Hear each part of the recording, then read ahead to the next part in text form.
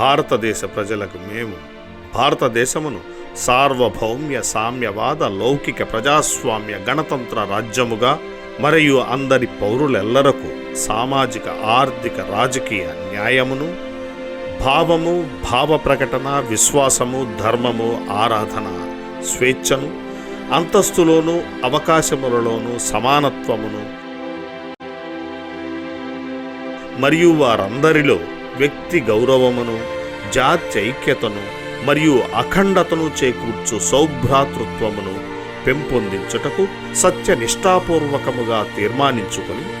1949 సంవత్సరం నవంబరు 26వ దినమున మా రాజ్యాంగ సభయందు ఇందు మూలముగా